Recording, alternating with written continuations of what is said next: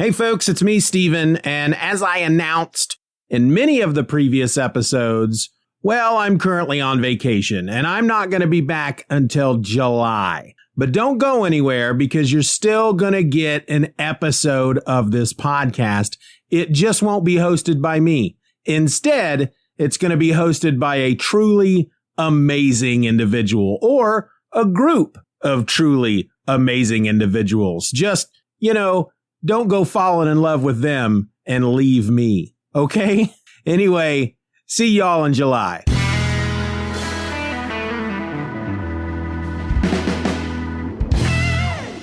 Today, the part of host will be played by Ed Moore.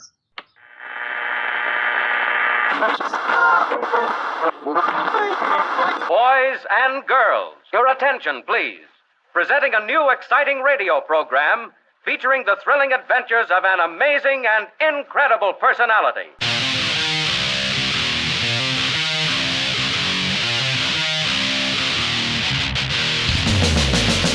Hello and welcome to another all-new episode of Just Another Fanboy. I'm your host. My name is Ed.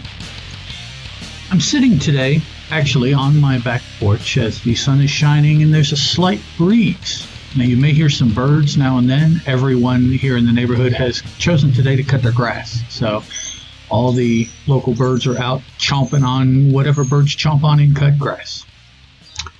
I'm looking at Volume 10 of Drifting Dragons, as drawn and written by Taku Kuwabara and put out here in the U.S. by Kodansha Comics. Now, for those of you that may not know, those of you that do know, bear with me just a minute or two here. The books that we get over here in the U.S. are compilations of individual chapters as they are produced in Japan. If you want to read a particular story, like in this case Drifting Dragons, you find the weekly anthology magazine that has the rights to Drifting Dragon. They'll publish, along with, however many other stories they're doing, one chapter of Drifting Dragons per week-ish. Now, it's not strict, but this is generally the formula. Then, after a set number of chapters for Drifting Dragons, we'll say 6, because that's how many's in this volume, they compile those 6 into what is called a tacobond. We call them over here in the U.S. volumes. They're translated, and what we get are chapters in Volume 10 of 51 through 56 of the weekly anthology Drifting Dragons story.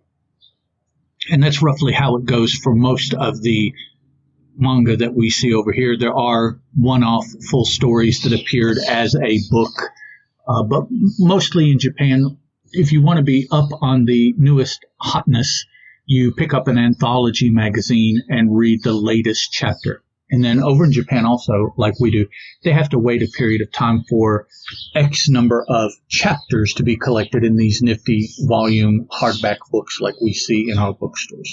Now, Drifting Dragons. It's a story about dragons that drift. Well, sort of, actually. What it's about is the world is kind of a steampunk, kind of a gaslight, gas lamp era setting. Victorian, lower tech, but based on, like I say, steam powered, actually based on dragons. There's a lot about dragons, that the nature of dragons that they have used to power their technology. Dragons in this world are not like the King Arthur dragons.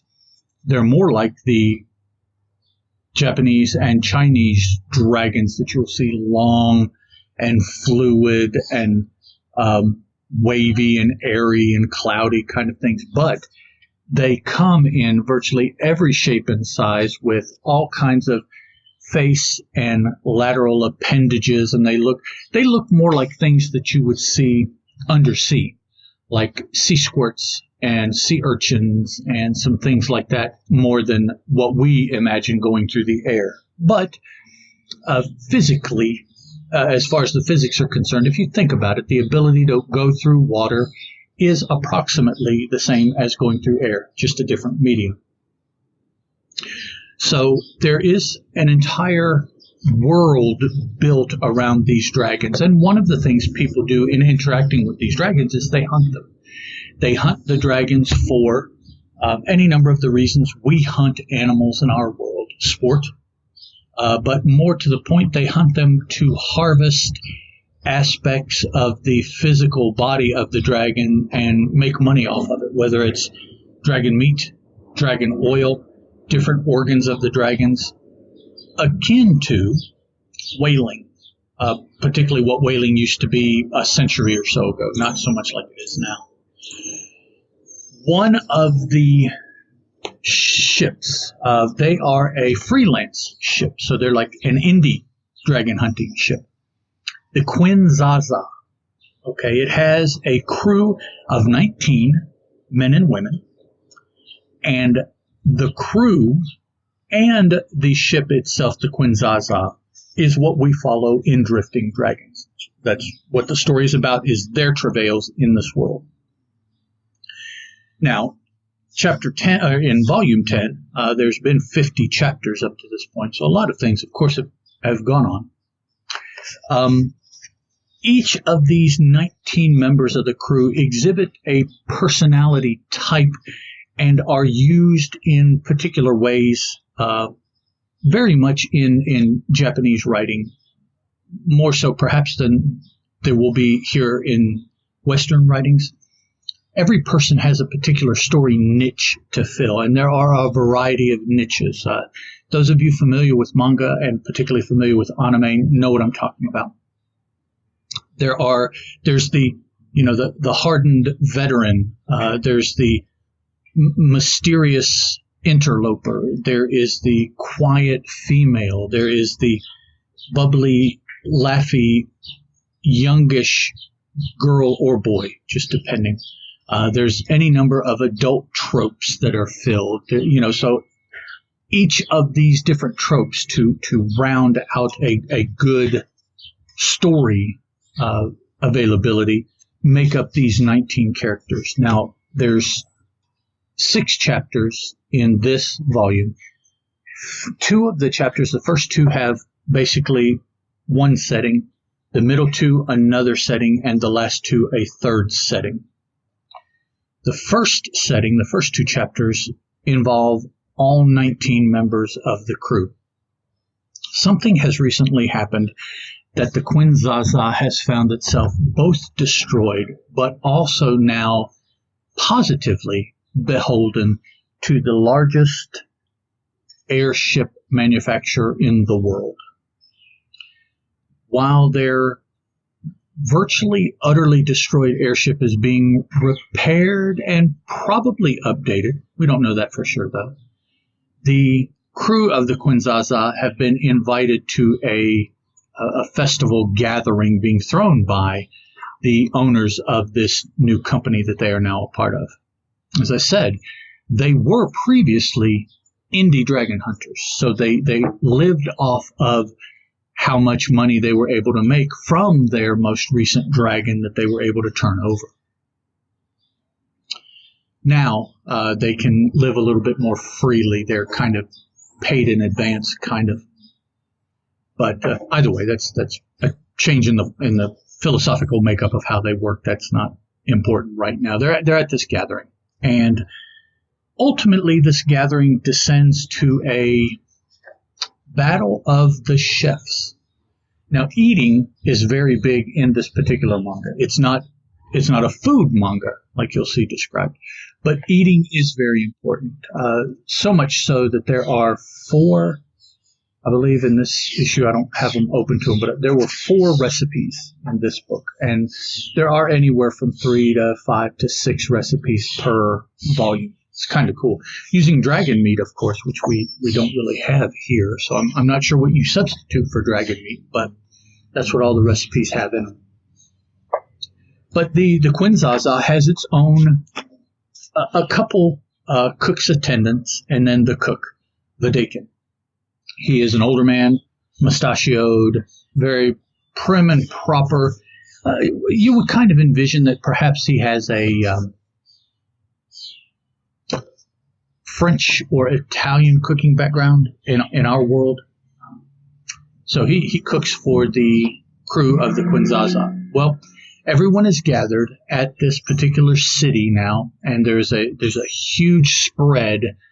And of course, our dragon ship crewmates, who are used to existing very basically, okay, because you're in the air hunting dragons and carving up, butchering dragons and everything. So you may not be on the ground. You may not be somewhere where anybody else is for months at a time. Again, kind of like the whaling vessels used to be. So their food, their meal production is much more Spartan when they're out on hunting than when they're grounded, for whatever reason they may be grounded. So ultimately they compare, wow, we don't get to have anything like this aboard ship, or, wow, on ship, this is always so much better than it is here. Well, because the dragon loin is fresher there than here, those kinds of conversations. But there's a big throwdown here because the ground-based chef that has prepared this extravagant meal is nearby when some of the members of the Quinzasa crew are disparaging the food. Ultimately, there's a back and forth between the ground chef and his people, the Quinzasa's people, the crew, who then get their chef, the Dakin, involved. Not Vidakin, Yoshi. I'm sorry, I apologize. Yoshi is the chef. Yoshi comes over, the ground-based chef who, he has a name, but I forget what it was. I apologize. It apparently didn't stick here. Taking a quick look, they really didn't name him, but he comes up on some of the members of the crew, disparaging the cooking. They have a little back and forth, and ultimately it is the ground chef that suggests that they have a cook-off. Not the crew, not Yoshi, but the main chef of the city here where they're at. So they have a cook-off, and everyone that is in attendance at the party are the judges. Ultimately, it's a tie vote. But both Yoshi and the proper chef partake and complement each other's cooking as part of this. So after all of this back and forth, basically everybody is still, on the same level. There's no winner. There's no better food, lesser food, anything. It's first of all, it's a matter of preference, of course, just like any food, but nobody wins. Now, while all of this is occurring, another member of the Quinzasa crew, Vanni, sets off on her own. She is the quiet, mysterious female trope, meme, whatever you want to call it. And so, over the course of the previous 50 chapters, we've seen a little bit about her. We know that she comes from a country that is experiencing civil war right now. It's been hinted that she is perhaps involved in why the war occurs, but we don't know that for sure. So she wanders off on her own. She's not interested in eating. She eats to survive. She has never shown to particularly enjoy it. There are certainly things that she won't eat, but when she does, it's not a big deal to her. She's always very quiet, very dour, but not mean to people. She's very kind, rather than being, mean-spirited or anything like that. It's almost like she is no-spirited, right? Like she's just empty or hollow inside.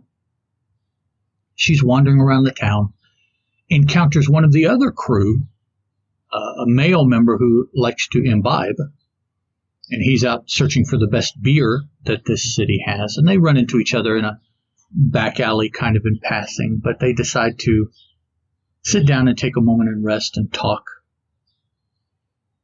Nothing really is done or said, of significant. He gets up to go find him some more beer, and when he comes back, Vanny's gone. She said she would wait for him. She's gone.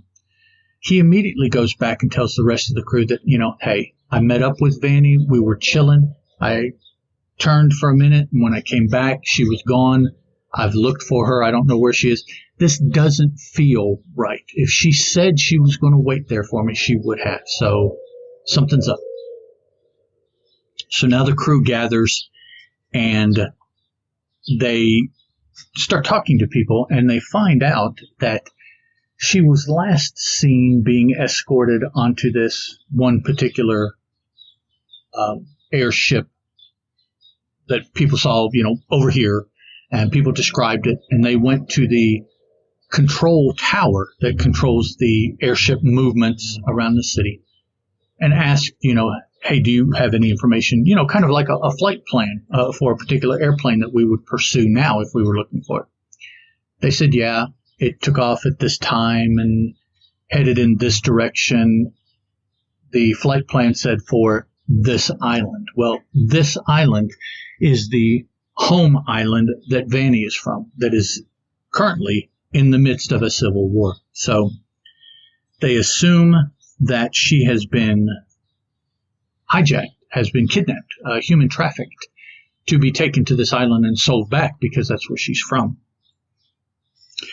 They can't really do anything because their ship is under heavy repair. So they talk to their new contacts, and they are given the use of a new experimental airship named the Froyo Mark I.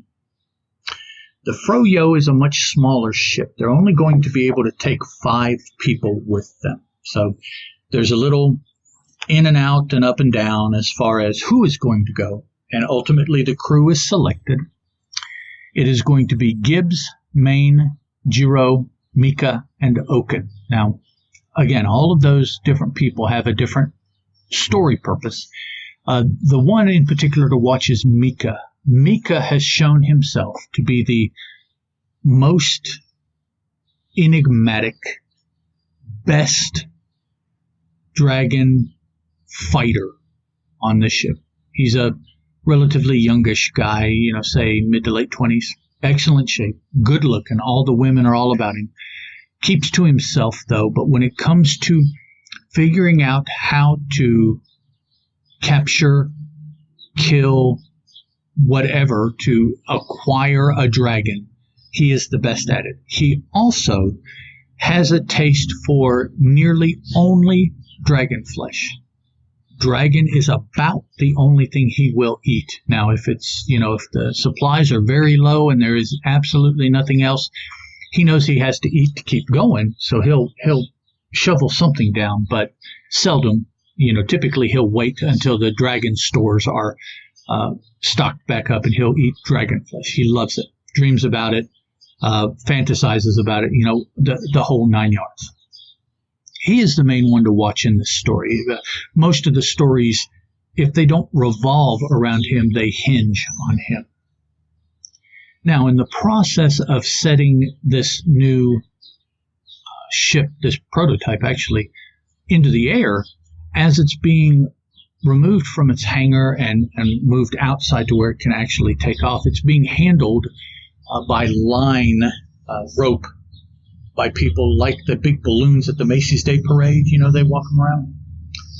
And when they get outside and the crew has the opportunity to take control of the ship, everything about the ship is brand new. And so it's not as smooth as you would like it to be. And in the turnover of the handlers moving the ship out and the ship taking off, one of the handlers, another crew member, Takita, she gets caught up and unfortunately has to be hauled aboard the ship as well. So the ship that normally can crew 5 now has to crew 6 because she is there accidentally. So there's a little bit of back and forth in the story, about that. And the Vanni and the food competition are the first 2 chapters, really, first third of the book. The middle third are the crew members getting used to the Froyo Mark I. And as they're going around doing different things, we as the audience, get a tour of the different things and the different aspects of the ship that perhaps the Zaza doesn't have, and the new things and how they work and how everything fits together. It's kind of like a almost like you've been taken on a tour of, like, say, a tiny home, right? Because that's the difference between the ship that they have, which isn't the biggest ship by any means, but it is, large enough to crew 19 people comfortably, to this one that can crew 5 people. And that is not looking at the space that they have. That's not necessarily comfortably, but that is the minimum number of people that is required in order to operate this boat. So that's the trade-off. So we see these people interacting. We get some character development, perhaps from a couple of the characters that they haven't had a chance really to focus on too much up to now. Well, now they really are, because there's just the 6 of them. They ultimately get to the island nation that Vanni's from, and that begins the final third of this book, the last 2 chapters. And if I can get it here quickly, the island nation's name is not coming to me, and I don't see it here quickly, but they make it, and they land, okay, because they are looking for Vanni. They have found a way to track her, and it is, I forget exactly what it was. It's something that she's carrying on her person that they determined is giving off some sort of signal that they can track. I don't think that that's originally what the intent was. It's like a piece of jewelry she has or something she wears in her hair, something like that, given to her by her parents, actually, it turns out. And they found that they can track her using this, setting their devices on a particular frequency, and they get this bounce back from it or something. So they're tracking her, and they realize, she's on her island, on her home island, on the ground, so they need to land. Well, as soon as they do, they encounter an environment. They land in the capital city, or just outside the capital city. They don't want to necessarily get too close, because they know that there's a civil war going on in the capital city, which is also where Vanni ultimately is from. Well, that's going to be, probably pretty fought over. So they're trying to keep their distance, but trying to track her. And they encounter an environment that struck me a lot like the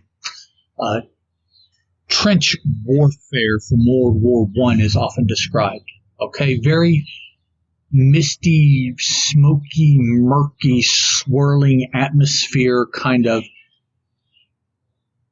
environment that kicks a couple of the crew members down, and while the others are realizing what is going on, they start to succumb to whatever is in the atmosphere. Ultimately, they are saved by a rebel group that is patrolling, sees that they don't have the proper respiratory equipment, gets it to them, and saves them, takes them back to the rebel side of the lines, as it were. Well, all of this atmospheric disruption, they find out, is due to the fact that right after the initial onset of the revolution, a huge dragon crashed into the city because it was time for the dragon to mate, and it just fell when the time came wherever it could. I guess maybe the thought is it can use the city to make a nest for itself. But in doing that, it released pheromones to attract mates. This pheromone is very, very thick and very potent, poisonous, deadly in a way to human beings. The longer you breathe it, you go through feeling poorly to hallucinating to ultimately there are people now, of course, they don't know because the situation has not been completely removed yet. So they don't know the ultimate outcome. But there are those people that were exposed long enough that they are in a dream state that they cannot pull them back from. Typically, some people with lighter exposure, they ultimately can wake them up. There are those people that were exposed long term that they have not been able to wake up. So they believe that what happens is they will fall into this dream state and never wake up. They will either be kept alive artificially, or they will just die because they're not aware enough to eat and drink and do those things to maintain themselves physically. And we see this over several panels, several pages, because there are wards of these people in these various states of recovery from exposure to dragon pheromones. I thought that was kind of interesting. So that is the first 5 chapters. Now, the final chapter, we catch up to Vanni, who was captured. That's kind of a loose word, but Vanni, we find out, is the daughter of the ruling family of this country. Now, she left under circumstances that will probably be explained in forthcoming chapters as we're really delving into Vanni's story, and that's Vannie. I don't know if I'm enunciating well enough, but it's Vanni. And at this particular time, at this particular point in this revolution, the members of, I don't think it's the ruling family, actually. I believe what has happened is all the members of the ruling family have died.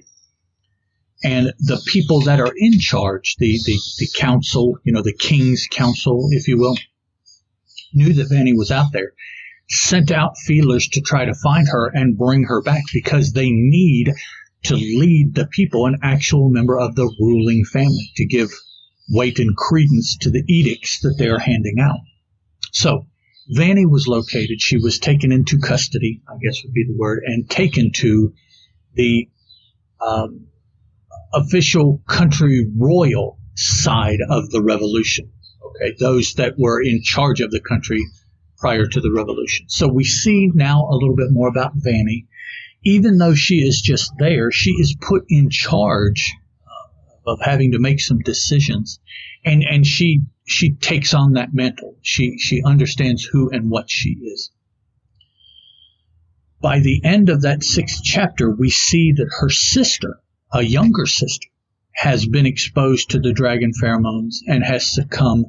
We don't know to what extent she has succumbed.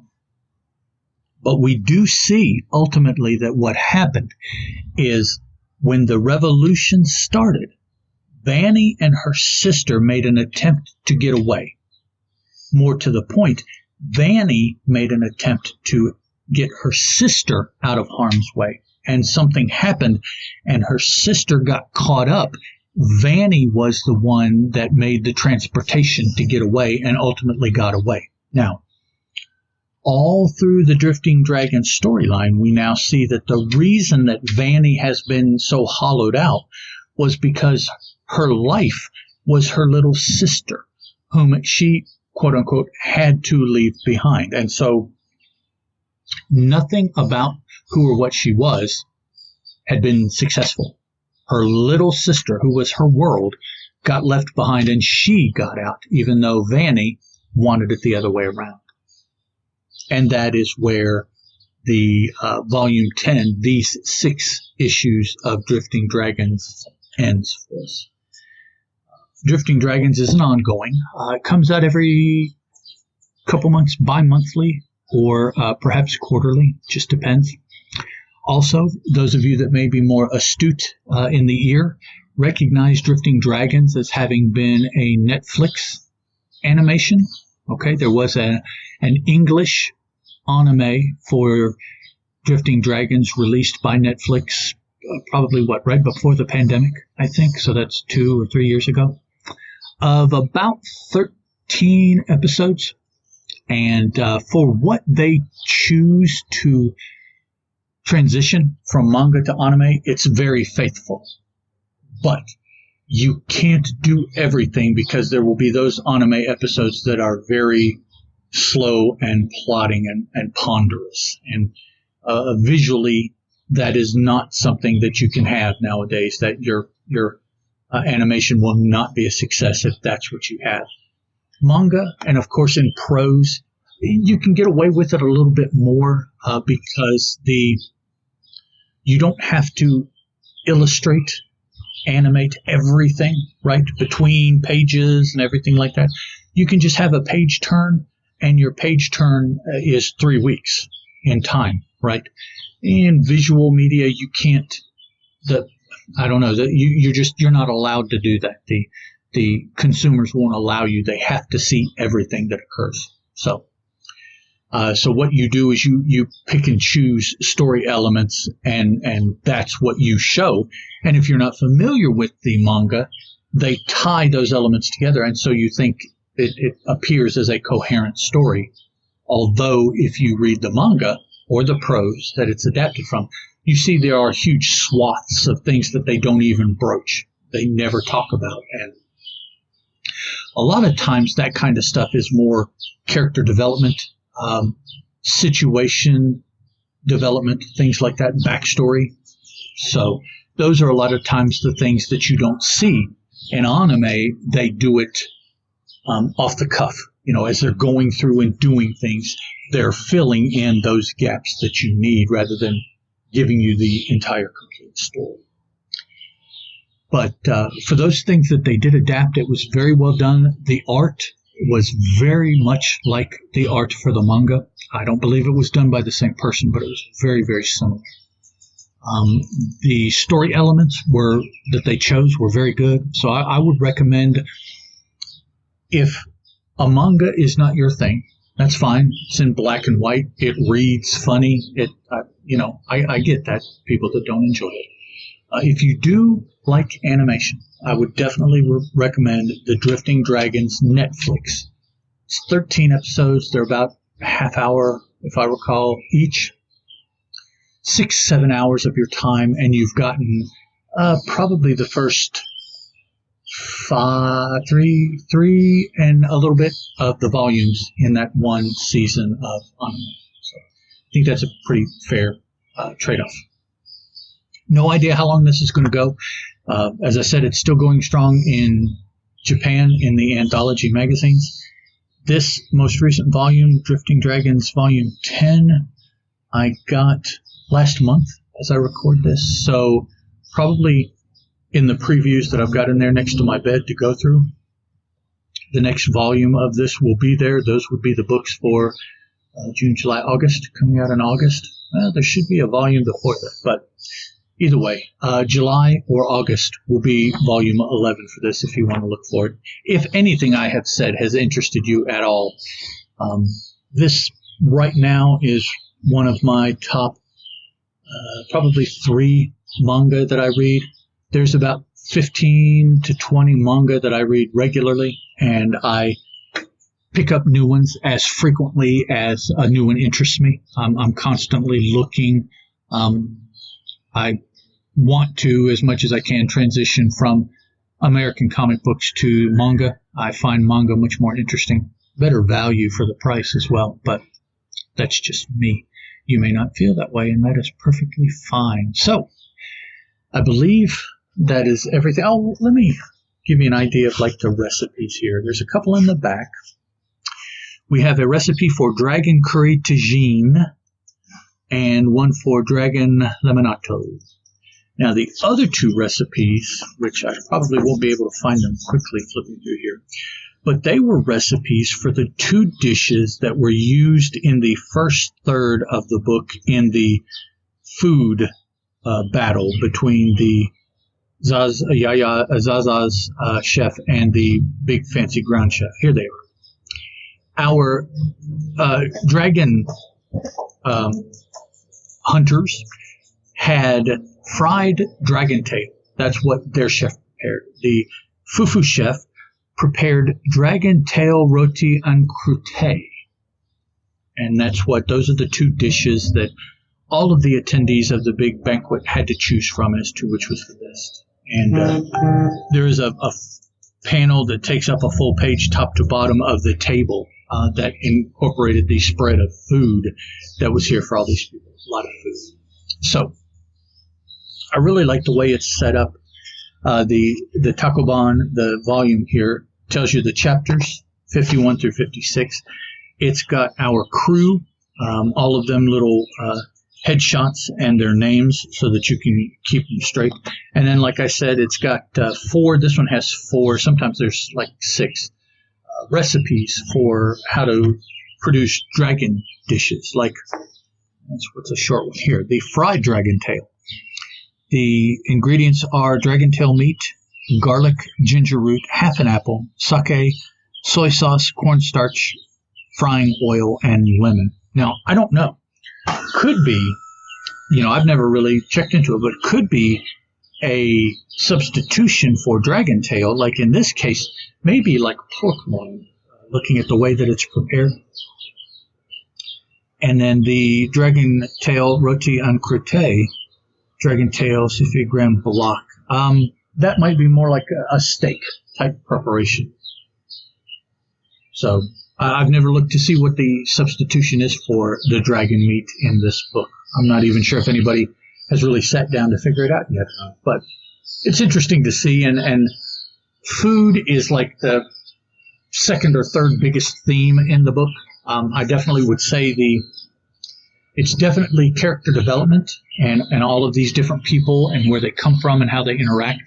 I think that would be the primary purpose of the storytelling. The second is to introduce you to the dragons and to show how big a part of this world dragon is and all the different things that you can do with dragon and the elements taken from dragons. Like the propulsion for the airships is a calcified portion of like the dragon brain or something like that generates some sort of magnetic field. That's how the dragons themselves stay afloat. So if you can find those, that would be how you keep your airships afloat as well. Dragon meat, dragon oil is a much sought after place, especially by those towns that don't have access to dragon hunting facilities. Just like whaling ships, there are certain towns that were set up to be able to work on the ships and things like that. But then there were other towns that they had nothing. They relied completely on import of these things.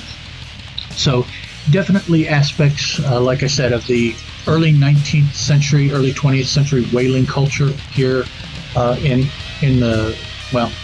our coast in particular. I'm not familiar too much with other countries. A very Victorian-esque, gaslight, steampunk, gas lamp kind of world that we live in. Very interesting, fun,